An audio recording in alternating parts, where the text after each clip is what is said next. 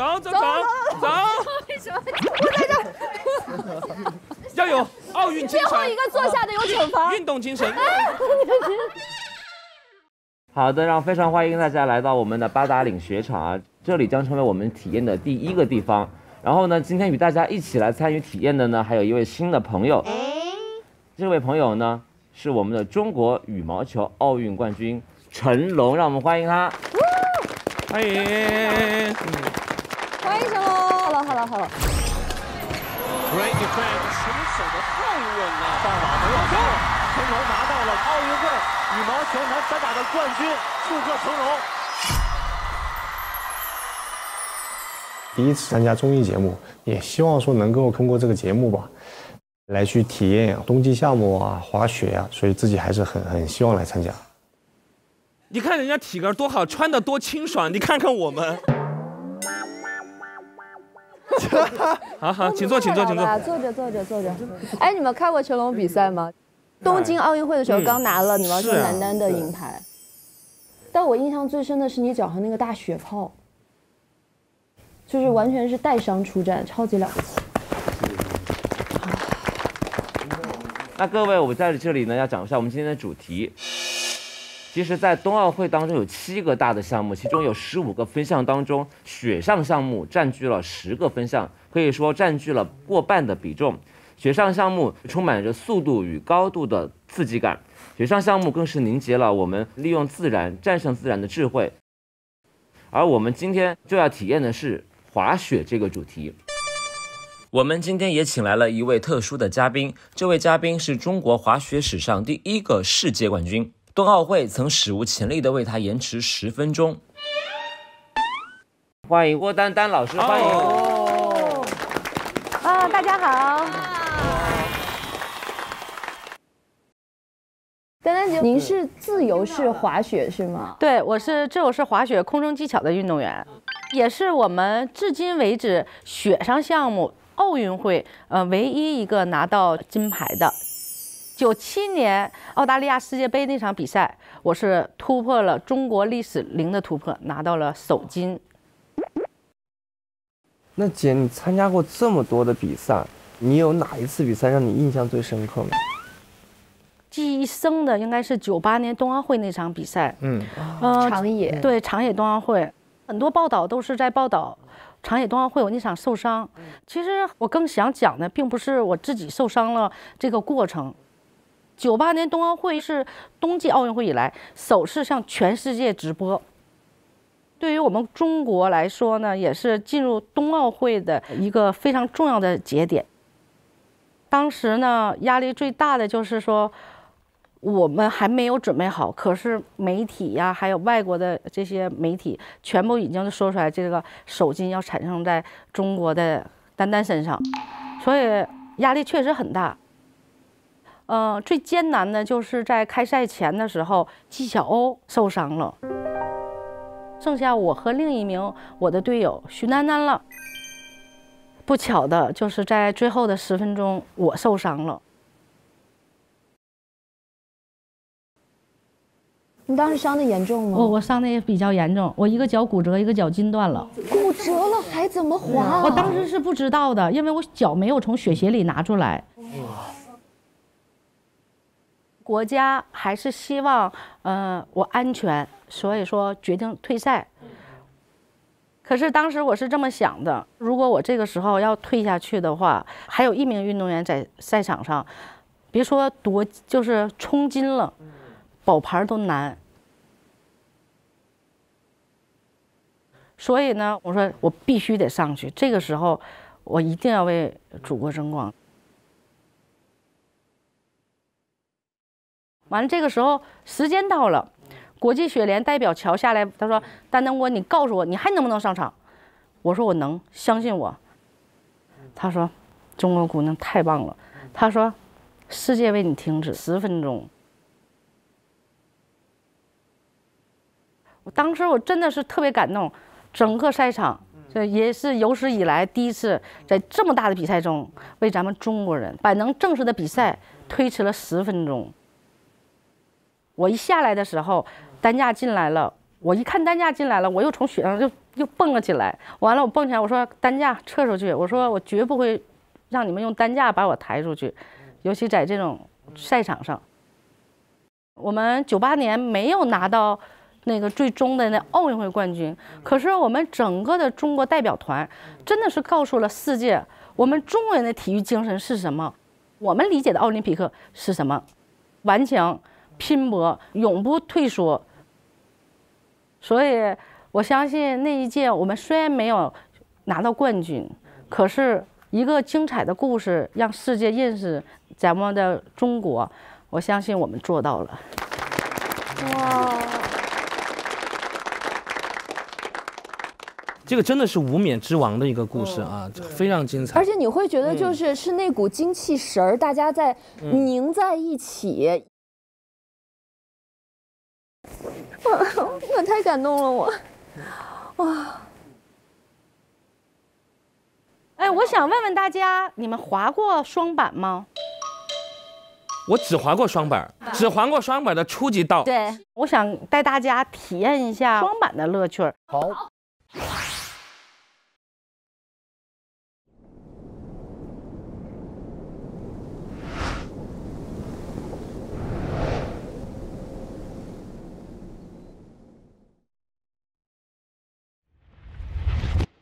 我先开始我们的第一堂课。我会教你们猜啥？上板。先摔倒，主动摔倒啊！来，我们试一下主动摔倒。好，在我滑行过程中，前面全是人。完了，这个时候啊，我要停下来，我实在站不住了，我扔了以后，你想不停下都不行。好，谁敢挑战人家？这可以。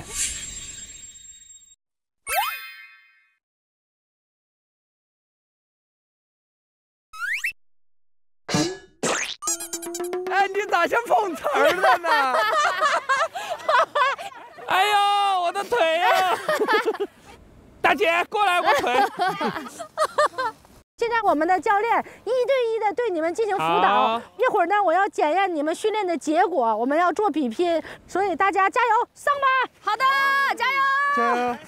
离式刹车是初学者首先要掌握的技能，只有掌握它，才能控制住自己的滑雪速度，在保证自己和他人安全的前提下，体验到滑雪的乐趣。好，下面我们来学一下从坡上滑下来，我们怎么去停止啊？好，我们现在把板子收到平行，然后瞬间打开它。好，可以啊，非常好，非常好。打开，对，收回。我好像2只脚总会有一个慢一些。对，一开始学的时候都是这样的。OK， 是平着推就不立起来是吧？对，只让我们的板底接触我们的雪面。推开板尾。诶，你看我为什么一直会往后滑？外印立起来卡住雪面，只有卡住印儿，他教你的离式刹车呀什么的，你才能使上劲儿。这样。对了，对，对，特别好，特别好，一看就是有基础的，对，很好。没有，基础真没有。想稍微改变一下方向的时候，也是直接要血管转弯了吗？对。因为他滑过，以前滑过，滑过初级道啊，滑过初级道，行，可以了，这辈子就滑初级道了。哇，你好自如啊，杨迪！哎呀，毕竟15年你是你们队的得分选手吧？加油，杨迪！他会滑啊，好羡慕呀！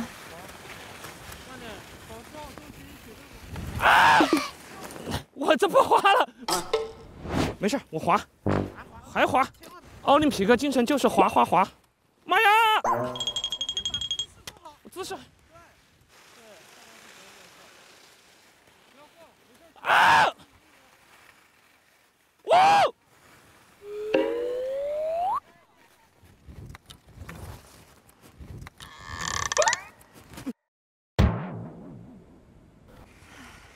耶！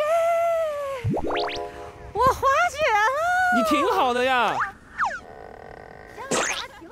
我想问一下，前面没人摔是为啥呢？我练一练呀，万一前面有人。而且你那个摔的，你都几乎要停住了。慢点。打人小龙老师，目视前方，你要看前面，不能看脚下。哦，慢点慢点。我为什么会往那边跑啊？因为你的左右脚承重它不一样。哦，摔了。摔倒了。对，再来一次。再来。对，目视前方，再来一个，1、2，停。哎呦，掉链子了，来再来了。成龙，你练的怎么样了？好像一般啊，楠姐。我刹不住啊，我最后那一下。我也刹不住。今天我们的飘雪一家人的第一项考验就是刹车急停。我们2队轮流派人出来出战，出战的成员将依次从我们的坡顶30秒的时间内滑向我们的坡底。30秒滑下来。30秒，哇，那要滑得好快！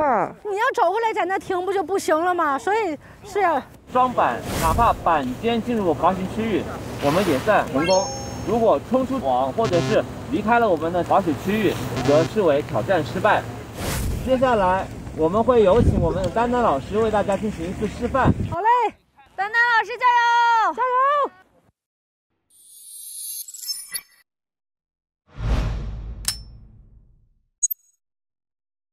来了，快看！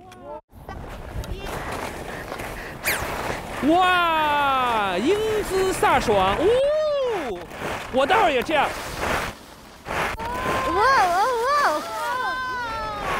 哇塞，太调皮了，动作！这么快的速度好刹吗？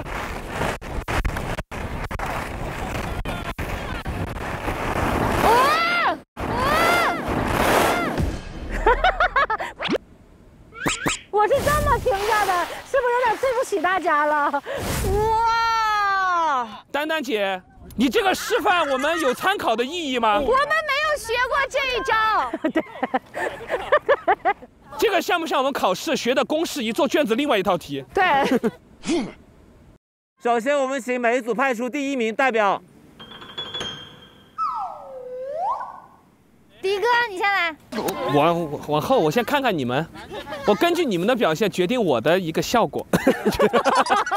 我是这样想的，我们队毕竟有个世界冠军，我把跟世界冠军对战的殊荣让给杨迪，好吧？以后他也能出去吹说我好歹是跟世界冠军对战过的人啊。我们队就我了。我们是小头。好嘞，我们现在比拼开始。来，我们喊个口号，预备起，谢难，过谢不难。好，小头，绝对不怂。走，怎么走？这样上去？对，从这儿上吧，咱们。这个我感觉真的有点吓人啊！哎呀，我的天，我已经感受到这个坡度了。小头，你看一眼。我的妈呀，这样看有点陡哎，而且很长，就是有一种没有尽头的感觉。对的。而且我觉得在有速度的状态下，你想摔也不好摔吧？啊，我是来冰雪项目体验乐趣的。我希望我下次还有胆再来。哎呀，我的天哪！我现在有点紧张，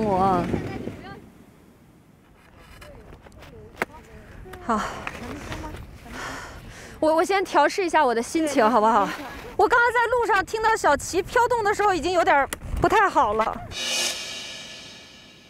我觉得楠姐肯定有点慌，她只能人生第一次滑雪。往下滑的时候，就保持住就可以。然后就看前面这儿。啊，很难啊，很难又刹住又看前面啊。你看他们肯定又在做心理建设。加油！加油！把把尾打开大一点，后面打开大一点。我觉得我膝盖跪下去，然后我就刹不住了呢。这个姿势很好。好，那我走了。谢楠，3、2、1，开始。楠姐来了。谢楠，加油！加油！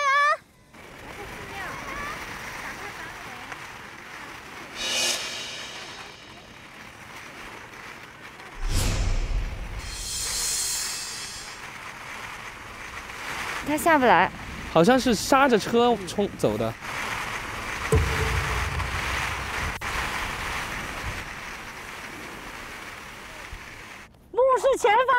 往前看。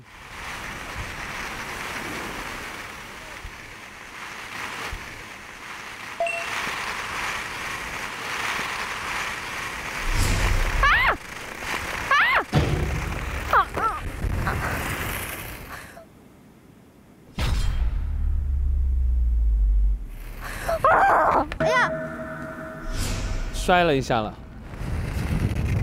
太可怕了！救命啊！有没有？加油，站起来！刚才很棒，就是说我到中间，对，中间加速，然后偏向的时候，我就有点害怕了。哇，这可不容易。没事吧？还好吗？还行，没事儿。就是中间会打晃的时候，千万别慌啊！对于我们这个初级选手，这个挑战真的是太难了。我能再来一次吗？我带着你走吧。加油！加油，楠姐！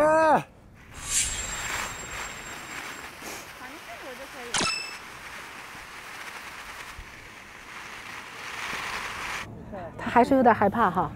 就是前面没有人的情况下，你真的对那个速度完全的没有控制。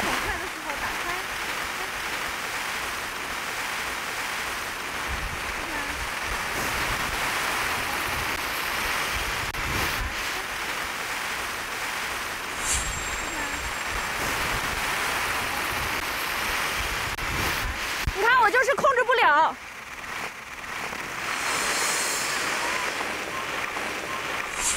重心往前，重心往前，迎面骨贴住雪鞋。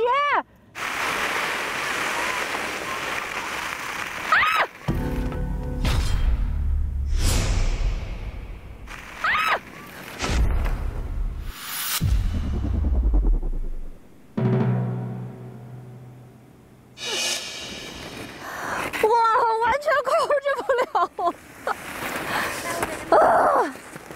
你没事吧？别着腿没，稍微敲了一下手腕，但还行。腿没别着就行。好，人歪。来。为什么这么难呢？下来的时候好快呀！重心往后了，重心一往后，前面板就飘，后面越压速度越快。哦。啊，他一摔了，我好紧张。这个位置能滑动，差多大？就是你让他走，然后他就走，然后往上停他就停，你就往前走就行。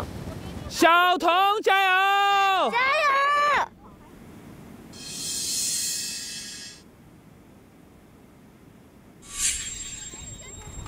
开始！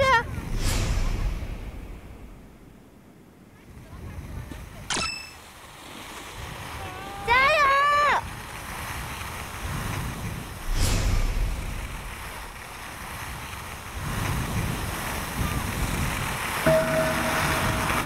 感觉又有点往后了。重心跟住，就是快的地方跟住。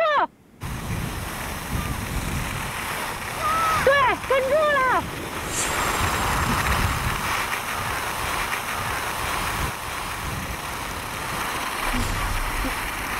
慢点，慢点，慢点。越快的时候越跟住。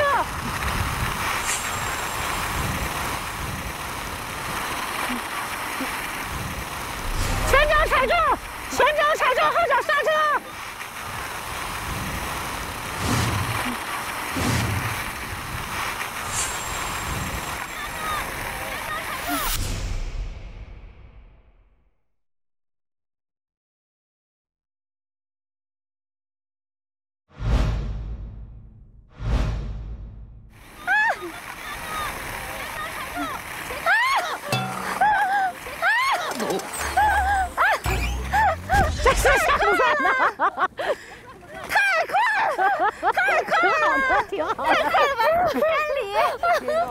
你感觉非常的帅气，来刺杀我们的，然后冲着我们就来了。你就奔着我们就来了啊！小童超级棒的。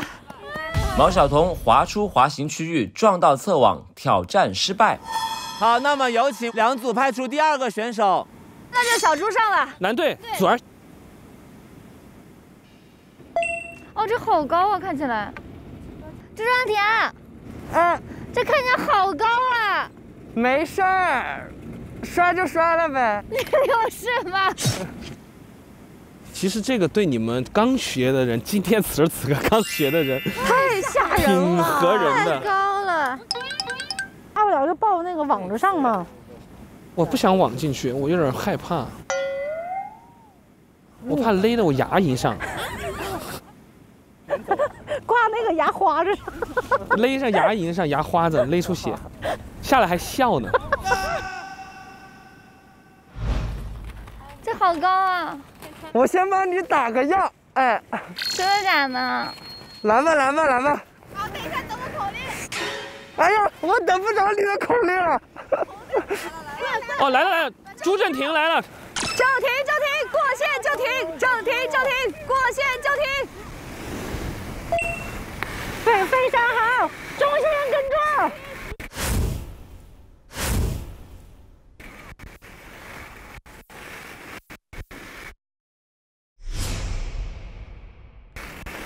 加油，小猪！往前冲！别着急，别着急，别着急，还要的，停！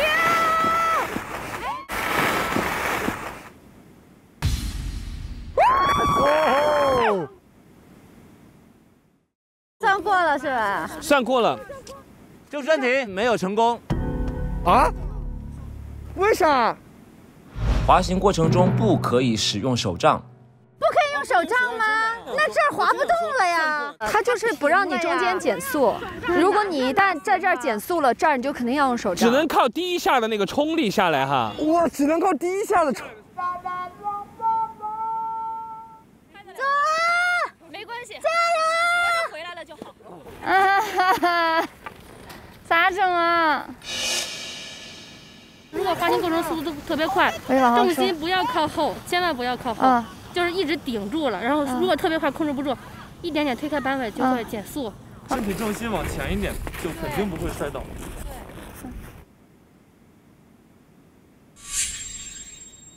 左儿下不来了。左儿特害怕是吗？害怕，我也害怕。肯定的呀，这个很高。谁不怕？我的天哪！加油！打开大一点板尾，打开大一点。对，这样。对你膝盖微微的往下跪。好。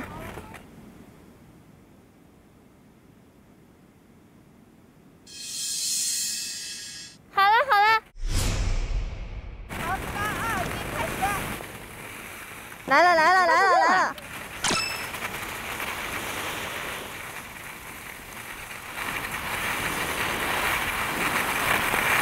哎呀，他滑得很快啊！哎，他挺稳的，很稳的。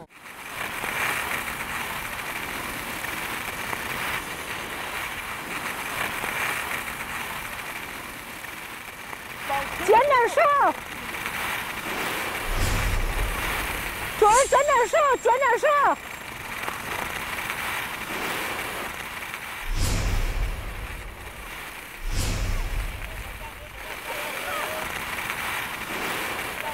减点速，停住！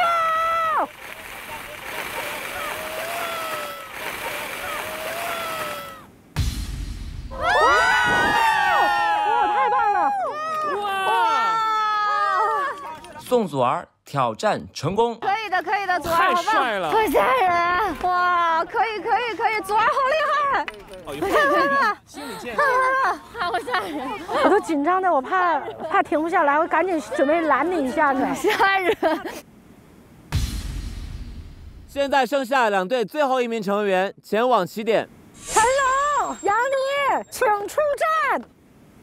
我真的压不住，小童也觉得飘吧？我就是偏，我也是偏。你们用力不均匀，完他越害怕他就越这样，越害怕越回不来了。我是毛晓彤。小童 cos。我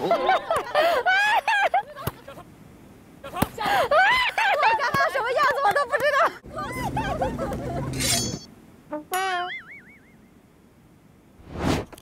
嚯，这个也太高了吧！看着挺恐怖。哎呀，我们俩谁先下呀？都行，我先行，梁老师。那行，你先，你先也行，我都行。我怕你看了我铲的往里，你这好像是我也得摔倒，肯定得摔。就看怎么摔。来，我来吧，没事儿。啊，我先，我来吧，没事。深呼吸。紧张的要命。哇，杨迪老师。加油！唉，我深呼吸。好，我准备好了。教练，你快让让，我要疯了。来了，杨迪来了。加油，杨迪老师！重心向前，深呼吸，重心向前。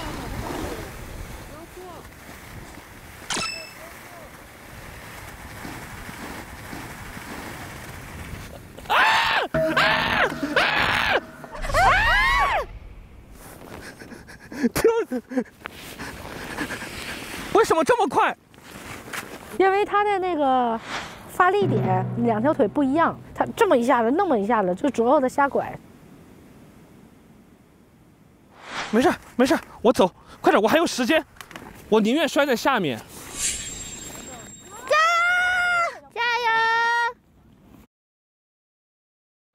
可以了，我这次可以了，摔过那一下我就大概知道了。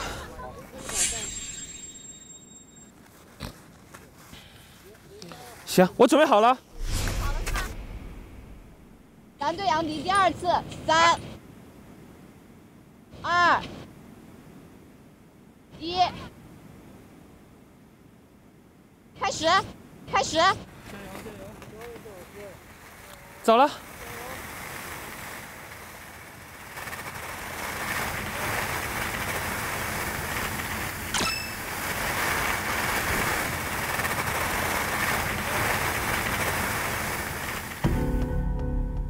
重心，前脚踩住。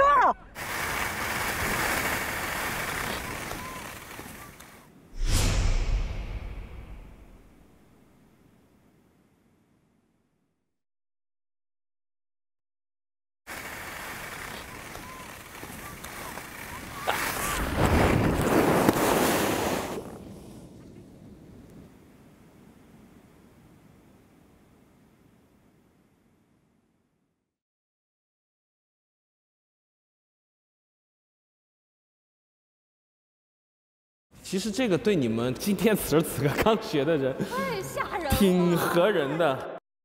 杨迪挑战失败，主动摔跤摔得很漂亮。我是真摔，我刚刚太快了，太快了。他停得太急了，跟我一样，半中间我们就停了，我们不急吗？哇，小跑步，小心脚底滑，你别大意了。表情，你看表情。来采访一下，请问这位选手从上面滑下来的感受是？和我想的不一样。你设想当中是？好快，怎么那么快啊？但我做到了刚刚那个摔吗？主动摔跤摔得很漂亮。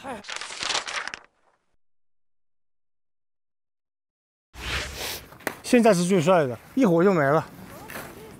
来了，成龙来了，同志们，加油！3、2、1，开始！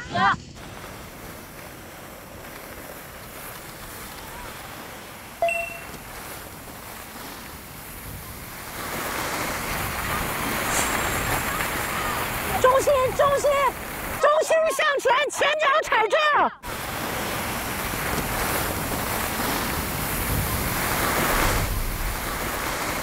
可以，慢一点，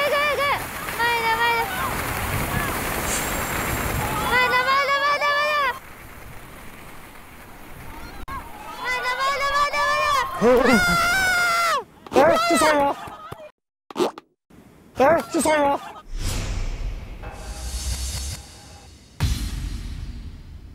成龙挑战成功。你太帅了！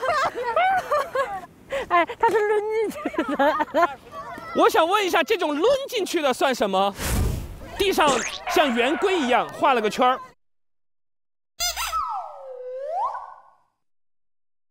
没有感觉刹不住，太快了，真刹不住。总体来说，大家其实滑的都很好，不过这个结尾真是我出乎意料，它是抡进去的。我们6个人滑出了6种结尾。对，就是6个人的方式都不同。说一说自己在这一上午的比拼当中滑雪的感受，好不好？好。第一件事要滑雪的话，虽然刺激好玩，但是勇气也是非常重要的一件事情，然后也要切身的保护好自己的安全，才能安全滑雪，享受这个冰雪的乐趣哈。哇，说的太好了！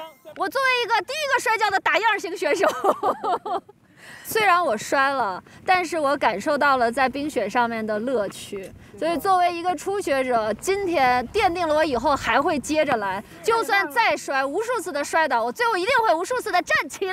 耶！本轮坡面急停比赛，2队均得1分。哇，太棒了！我为他们骄傲。我们老师真好。那接下来就是进入到我们中饭时间。我发现这个滑雪啊，还真是有点耗体力哈。我都饿得走不动了。好饿啊！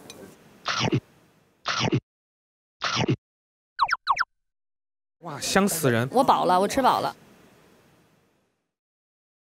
其实冬奥呢，作为国际上首屈一指的运动盛事，不管是赛事水平还是赛事配套各方面都是非常高的标准的。比如我们延庆海坨山上的高山滑雪赛道，是国内唯一一条符合冬奥标准的赛道。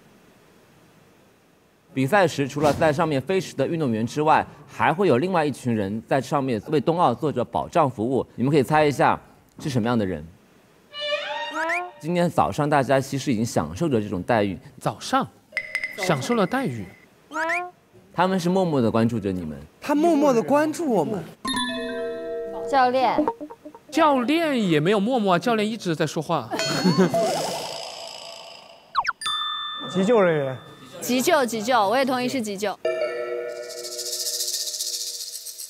好，这就揭晓了，是滑雪医生。哇哦，滑雪医生，哇！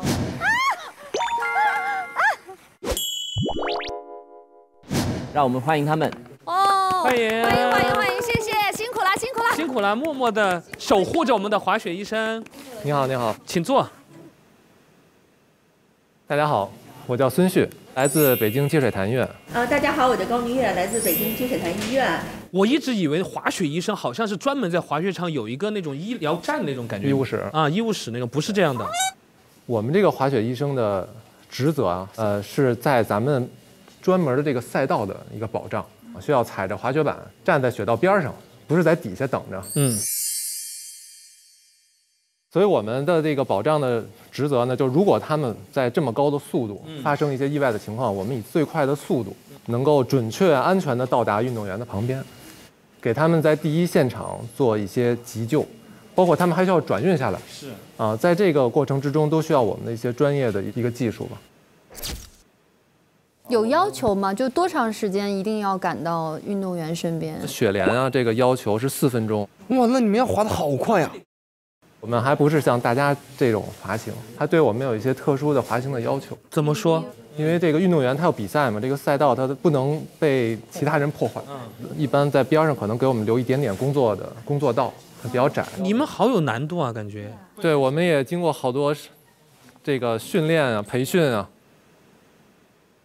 滑雪医生的训练过程当中，通常会有哪些科目？除了滑雪之外，团队演习，加强这个团队的协作嘛，提高就是每个人的这个救援的技能。会碰到危险吗？然后就是我自己，你碰到过？对我自己有这么一个经历，就是也算今天初吧，我们就进行这个救援演练，赛道上坡特别的陡，出溜就下去了，然后最后一翻转，我变成头朝下趴在雪道上，脸着地抢下去的，天哪！那阵儿就已经相当于就是控制不了了，最后怎么停下来的是，嘣的一下头和脸撞在网子上，当时就懵了，然后嘴里边黏糊糊的有血。这么危险，这听着好吓人。对，好吓人。这个事情告诉我们，就是吧，不是专业的人真别往那个道上去，那个真的挺吓人的。对，真的还是有一定的风险的。所以你在想，就是我们演练是这样，真正的运动员滑行130、140的速度，那如果真的失控或者发生意外，会是什么样子？我们就是在雪地上戴着手套都觉得很冷，你们如果要当场急救的话，是不是还要实施一些急救的措施啊？要徒手进行吗？是的。哇，那能保证那个精确度？我感觉手都会冻僵的。对。因为我今天上午录了一滑滑梯，我的手这里已经冻红了。对，因为冷风吹的话，那个手确实会控制不住，有的时候。所以为了保证这些操作的精确性嘛，我们就是在这些操作的时候只能摘了手套，那大家就是靠毅力来控制了。哇，是这样的，这真的很厉害。平时如果我们做这个专门的这种急救的训练，首先第一个是要练习在最快的速度能到达点位，因为刚才说有4分钟的要求。再一个呢，是在雪道上要有这种操作的模拟，要感受这个手的寒冷。就万一遇上这种情况，自己是一个什么反应，应该自己心里有数。还有呢，就是一般来说，我们都是在海拔更高的点位等着，比如他要是有什么问题，我们往下去。但也有这种，我们当时也遇上过这种救援，对，他就停在你很近的上边，那可能你就要蹬着雪板或者穿着这个雪鞋就爬过去。哦，爬坡，对，这也是一个训练的内容。今天也准备了一些让大家体验的。我们体验什么？这些小的游戏，爬坡啊，然后手的感觉呀。没事儿，反正我们准备好了，来吧，看一下自己最多承受到什么地步，好吧？来，行，走这儿，那我们就出发，走。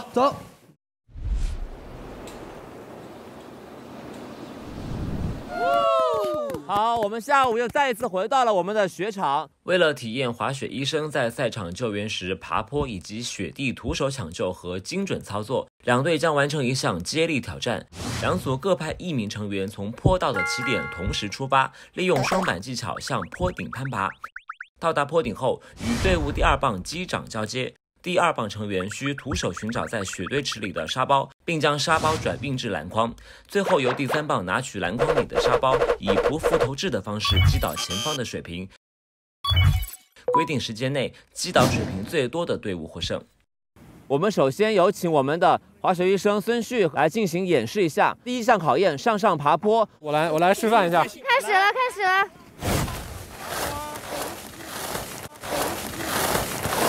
哦，它是这样，可以滑着上的吗？哇，等一下，你这个，我们会吗？哦，你们都是这种速度？对。我这个真不行，好像。对啊，很累，好远。好轻巧啊，看起来。哇。感觉好累啊！我们怎么样？左儿来爬坡，我来挖找沙包，然后我来扔。我们就是这样分工的，小猪负责爬坡，成龙因为他准头非常好嘛，打羽毛球他就负责最后的投掷。哇，我啥也不能干，我就挖雪了。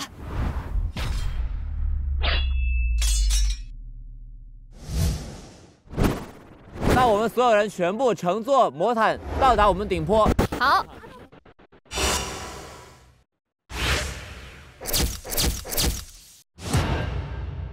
哇塞，这雪这么结实的吗？这是冰坨子。徒手。这绝对冷。真的冷，我刚才徒手下去试了一下，是硬的。摘了一下手套。是硬的。我刚刚就摘了一下手套，我都冷，风太硬了呀。我们俩的手待会儿会动的。来，各就各位，准备。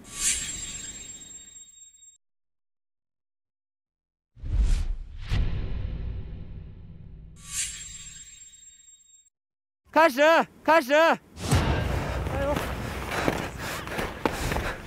加油！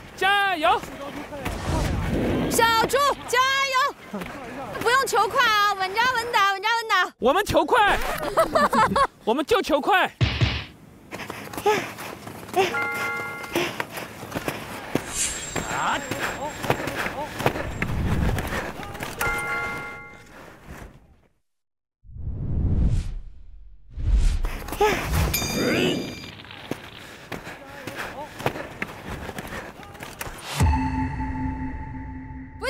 不急，小猪不急，安全第一。有机会，他摔了，快！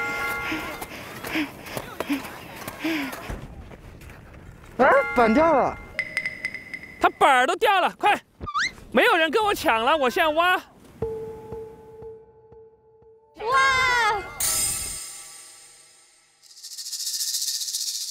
小心小心小心！哎呀呀呀呀呀呀！哎呀，小心小心小心！哎呀，没事没事。你板儿也掉了呢。完了完了完了，他来了。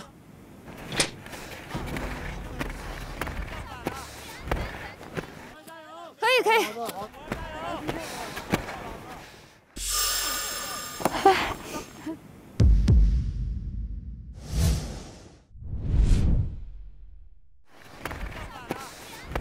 好的好的好的好的。他来了他来了，没想到这么的。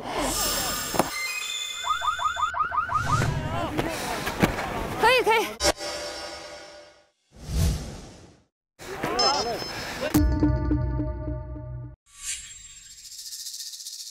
啊！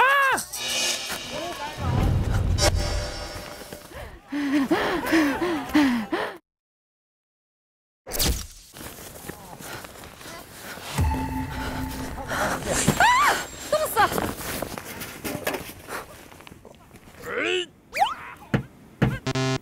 哇！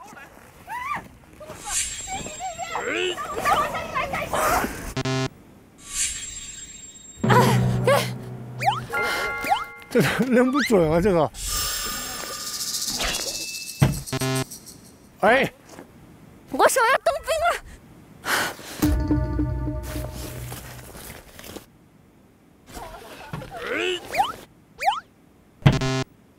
啊！太难了！哇，好冷，好冷！啊！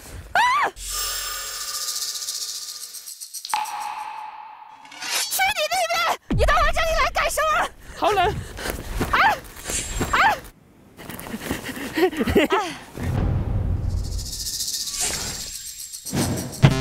我手要冻冰了，太难了。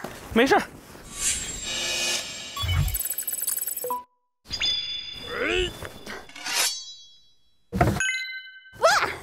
毛晓彤击中一个。啊，没了。啊！我的手好冰。我的，这是我的。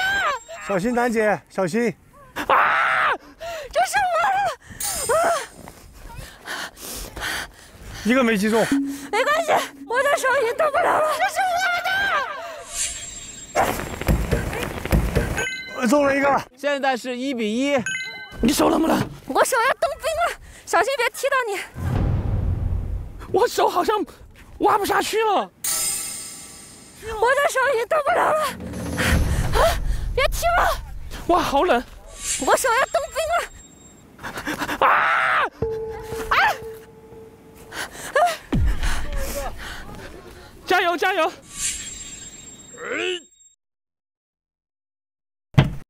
这太难了。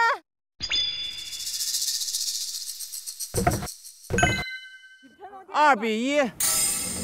快点，没有沙包了。感觉没有了。好好。红队3比1。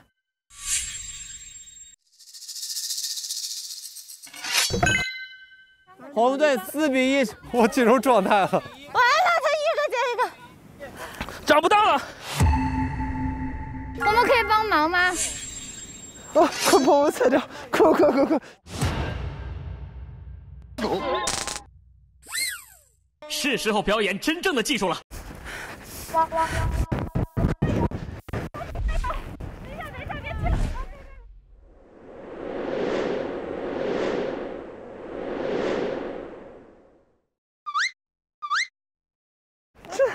这哪有啊？我咋一个都看不见？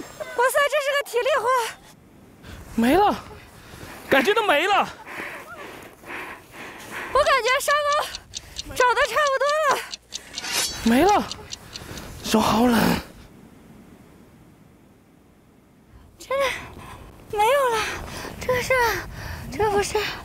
哎，哪？啊，这，给。这给。你咋看见的？节约沙包，慢慢用，看准了再投。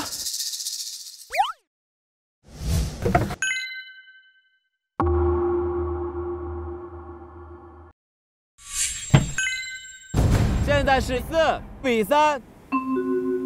还有没？感觉都没了。哎呦！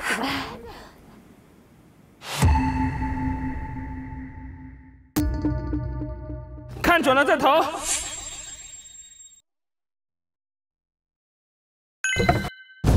最后15秒倒计时。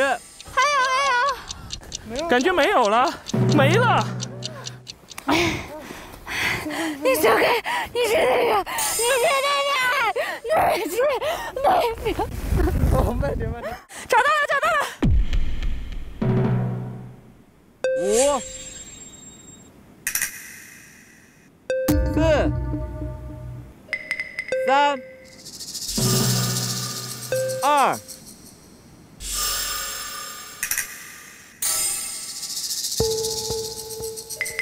1。时间到。我们掉了几个？4个。啊，他们多好像。他5个。先把手擦了，我现在手动不了了，自己。我自己手已经动不了。哇，先擦，要先擦，要先擦，要先擦。我手一直在抖。哇！我拿手捂吧，我手暖和。你水擦干了吗？水擦干在手套里捂一会儿。戴我的手套，我的手套比较暖和。暖吗？你的手套？到我的热的。慢慢复温，别一下摸热的，一下摸热的受不了。一下摸还不能摸热的。对，一下摸热的受不了，他就那个痛觉比较敏感，慢慢的没事了。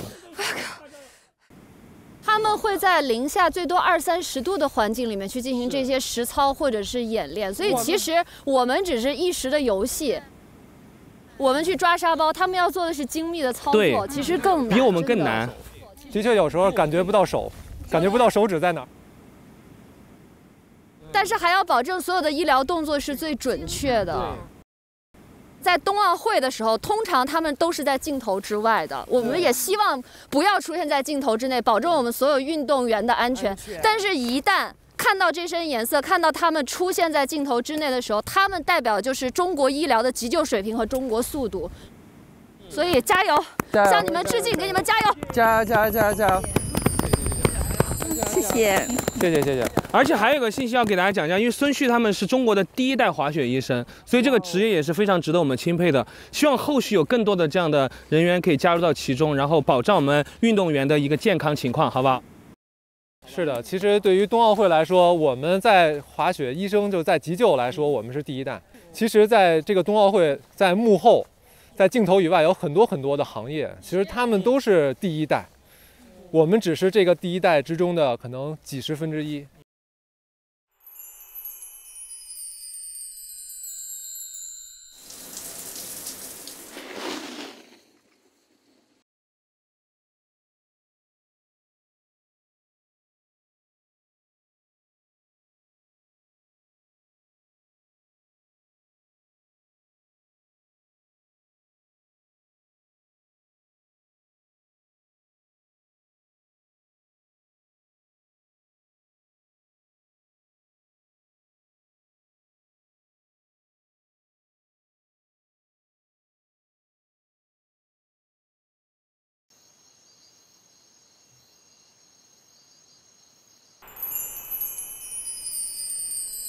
来，辛苦了，今天一天。来，各位辛苦了，辛苦了。冰上运动，晨光。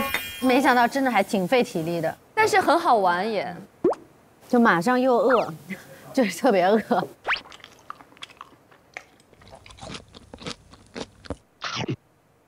哇，好饱。我们也吃好，差不多。吃好就可以上去了。那走吧。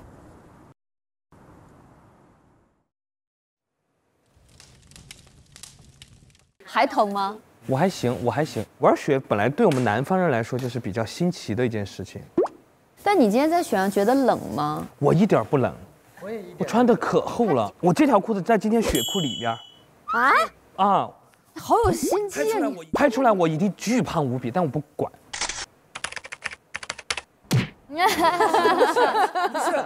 你是哪里人？四川人嘛。因为我之前微博上看了一个话题讨论，说南方跟北方的冬天到底哪儿更冷？南方冷。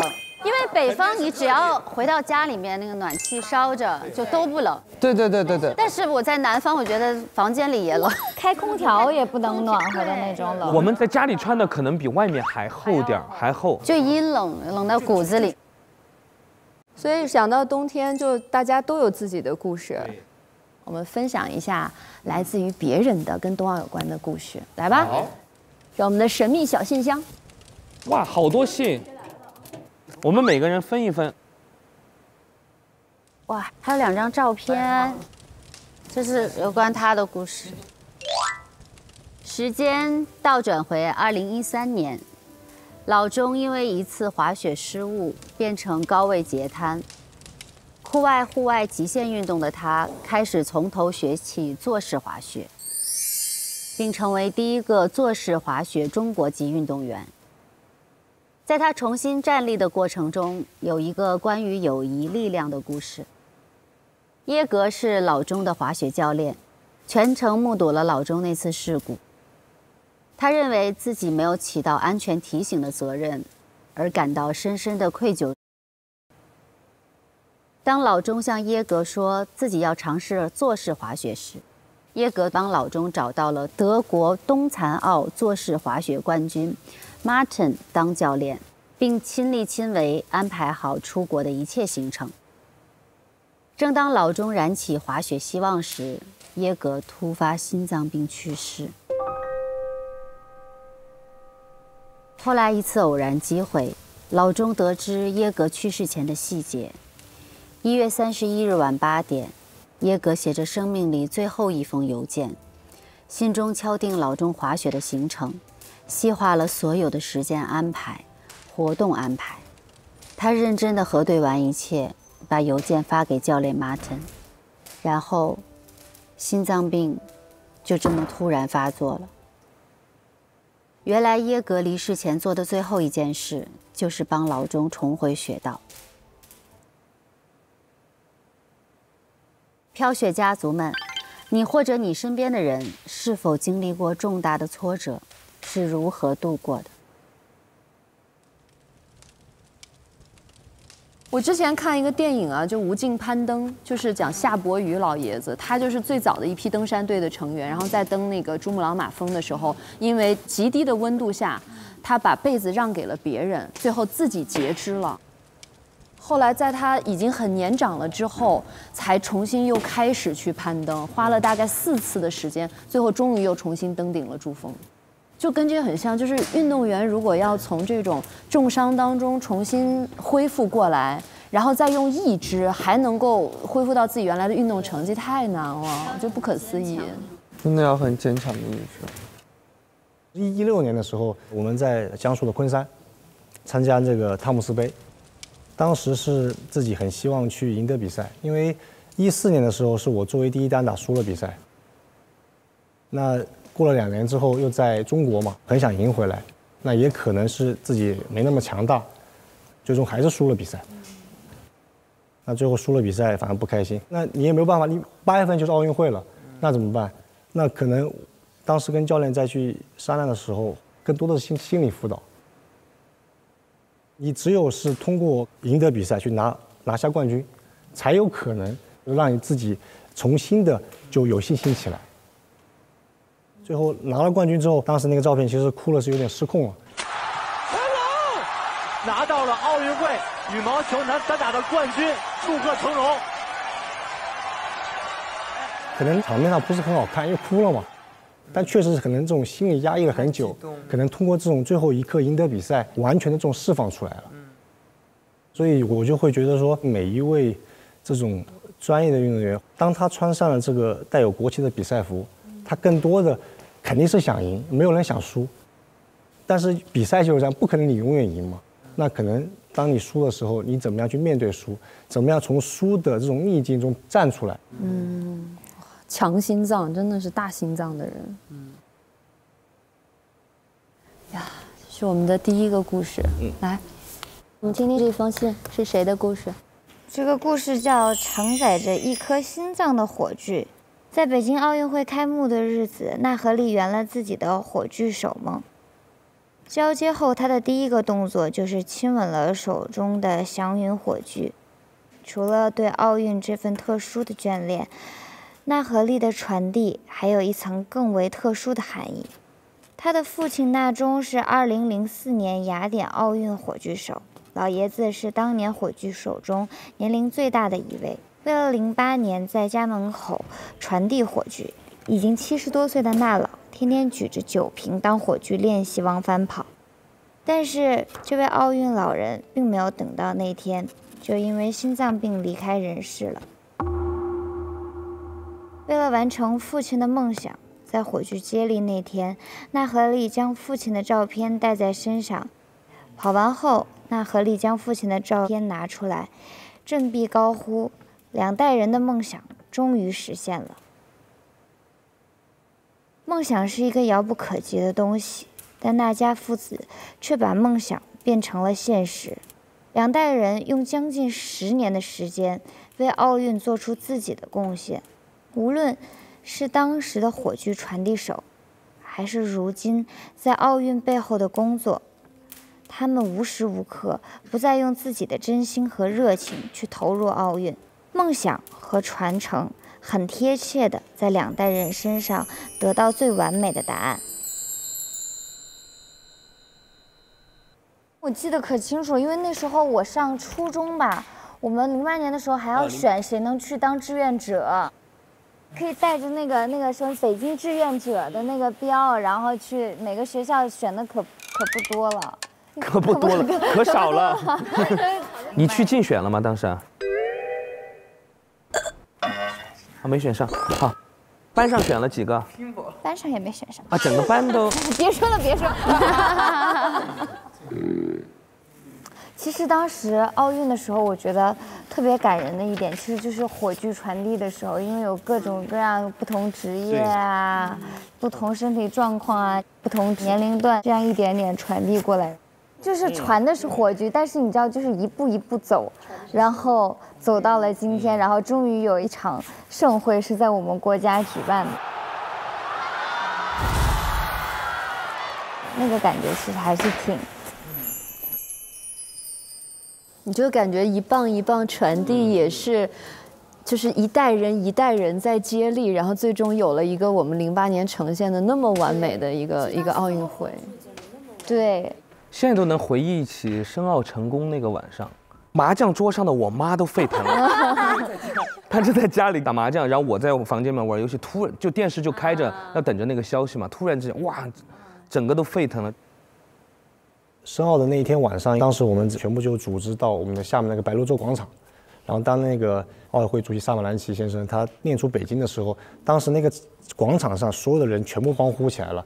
萨马兰奇说北京啊，那一刻。Are awarded to the city of Beijing.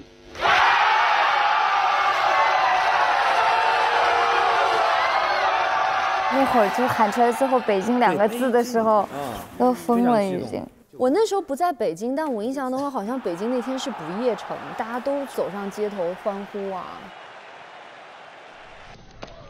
北京。就是到现在那个画面都很难忘。这是那种互通的胜利，就像我们看到我们自己很喜欢或者很喜欢的项目的运动员夺冠的那一瞬间，像是一个中国人的一个新的一个胜利的感觉。就是要表达那个热烈的心情。就是我们中国也能举办奥运会了，那也说明我们中国越来越强大。谢谢大家跟我们分享的这些信。哇哦！对，我们这个飘雪一家人啊，如果你们身边想邀请一个朋友也来跟我们感受一下冰上运动、雪上运动，想邀请谁？那大哥来呗。对，我刚刚说我们俩邀请一个就够了。你俩邀请谁？白宇。我下午发朋友圈发我们在滑雪，他还嘲笑我俩，说你们俩的水平是去摔跤吗？他很会吗？那谁会不会？谁知道呢？那你们打探一下，他不擅长什么冰雪项目，我们就给他妥妥的安排好。滑冰吧，我觉得他滑冰看他摔应该挺开心的。我身边爱滑雪的还真有几个爱滑雪，杨洋、贾玲姐、范丞丞都。贾玲爱滑雪啊？她手机屏保是她滑单板的这样子，看似在摸雪的照片，其实是摔了。他们都是很爱滑雪的人，他们应该来这儿也是会非常高兴。今天输掉的队伍需要接受我们的惩罚。惩罚是干啥呢？惩罚就是我们仨学方言，给奥运健儿们加油。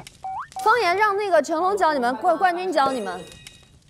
冬奥健儿，冬奥健儿，风驰电掣，风驰电掣，超越自我，超越自我，顽强拼搏，顽强拼搏，争创佳绩，争创佳绩，加油加油加油，加油加油加油！那该睡了，晚安了，是不是可以？晚安了，各位家人们，晚安。那今天我们正式要体验的项目就是短道速滑，欢迎新朋友刘维、杨云晴，欢迎许宏志。这咋刹车呀？今天的主题团魂，我们就是在一次又一次的困难面前锻炼出我们的团魂。好的两下，好的两下。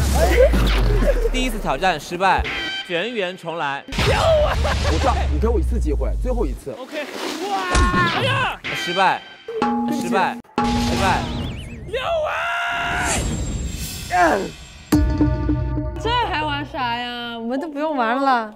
你可以的，你可以的，加油！来来来，继续继续。一个，快！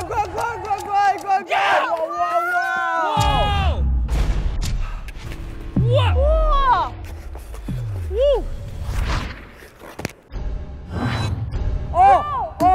哦！哎呀，没事吧？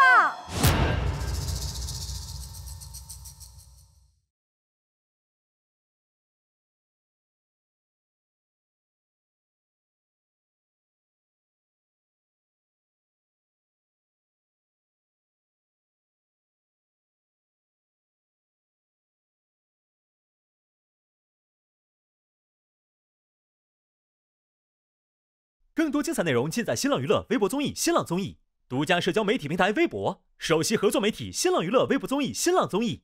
年轻人都爱用的讯飞输入法，更智能更高效，专属年轻人的社交平台等你来玩。速率充电宝，让你时刻满电。上支付宝校园派，售出青春实力。